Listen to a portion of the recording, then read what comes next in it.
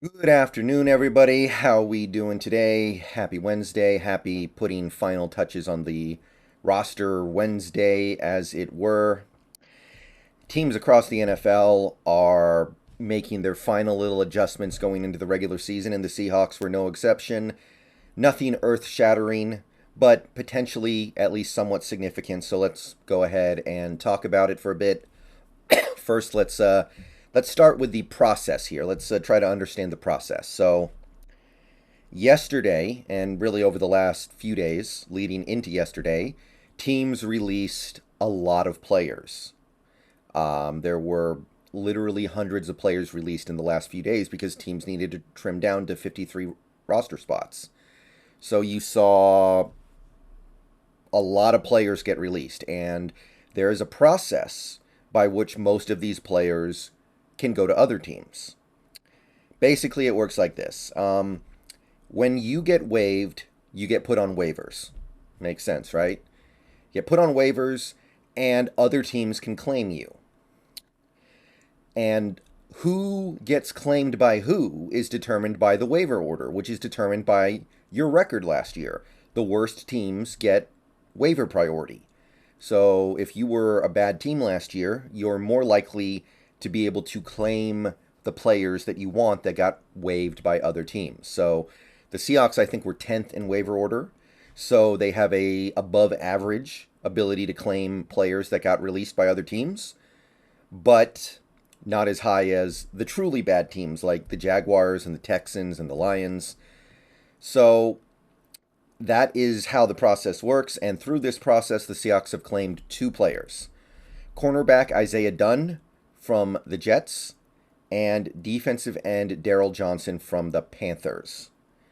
Um, I don't know a ton about either of these players. Isaiah Dunn has been in the league a couple years now. He's played, or excuse me, 1 year now. He's played in a decent number of games, but really hasn't done a whole heck of a lot. You can go look at his snap counts. You can see that he's played in 114 defensive snaps, about 80 special team snaps. So more of a special teamer than a defensive player, probably. But we are going to put him on the 53 man, right? Because when you claim a player off waivers, you can't put them on your practice squad. You have to put them on your 53 man. So there's some plan to use him, and to my knowledge, every snap he played on defense last year for the Jets was as an outside corner. So probably an indication that we're a little concerned about the health of Artie Burns and Sidney Jones, who I thought was going to be our two starters this season, at least in week one. So Isaiah Dunn may be brought in to help us feel a little bit better about the outside corner spot. And as for Darryl Johnson, he's a defensive end, but edge rusher more generally, 6'6", 250 pounds. So he's clearly meant to be an outside linebacker slash defensive end in this hybrid scheme. He's been in the league a few years. He played a decent amount for Buffalo, had 2 sacks, 30 tackles across 2 years, and then he went to Carolina and barely played, only suited up in 3 games, or entered 3 games, I should say. Had 1 tackle. You can see that the first 2 years in Buffalo, he actually played 225 snaps a season, but Carolina, they suited him up for 20 defensive snaps and 30 special team snaps. So this is a guy who seemed to be a reasonable contributor in Buffalo, but went to Carolina and the opportunities just dried up. But nevertheless, we are also putting this guy on the 53 man because again, you can't just put him on the practice squad. You would have to waive him, and then if nobody claims him, then you can put him on your practice squad, but you can't just put him directly on the practice squad.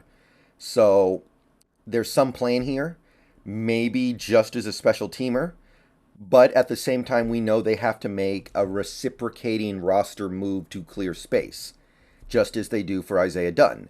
And what those reciprocal moves are, we already know. From Bob Condotta's Twitter, John Reid has been placed on injured reserve, missing the first 4 games. So we put John Reid on IR for at least 4 games, and then we bring in another corner to replace him, Isaiah Dunn. Now, John Reid was kind of a pure Well, I don't want to say that because he did play some outside corner last year, but I look at John Reid and I say, that looks like a nickel corner to me. So I looked at John Reid as more of a nickel and Isaiah Dunn being more of an outside corner because that's what he did in New York. But John Reid did play outside for us, so I think we are still trying to address that issue. And as for Darryl Johnson, well, we're bringing him in as an edge rusher, so we waive edge rusher, and this is going to bum some people out because he did play well in that last preseason game, Josh Onujiogu. He had a fun last preseason game, fun player, interesting player, but you have to clear space for these two guys because they have to be put on the 53-man if you're going to do it this way. So John Reid, he could be back in a month after, like I said, 4 games. Onujiogu, I don't know if you're going to see him suit up for the Seahawks this year, but it does look like he's going to at least be part of the organization going forward. More on that later, but regardless, those are your 2 roster moves. And the Seahawks are not completely done yet, so let's talk about the move that is likely coming in, could be any time now. Justin Coleman has been re-signed. Justin Coleman is going to be a Seahawk to start 2022. He is going to be on the 53-man. He's going to be active. Something that I kind of expected just because our nickel corner situation is so shaky. And even though Coleman did not have a very good preseason and really looks like he might be cooked, we still want to bring him in just so we have him. Because if Kobe goes out there and he's getting abused, that's not helping anybody. So you can at least put in Coleman, and Coleman may get abused too, but maybe you're just like, okay, let's take our lumps. I'd rather take my lumps with a player like Coleman who has nothing left anyway than destroy the confidence of a young player like a Kobe Bryant who probably should be playing outside anyway.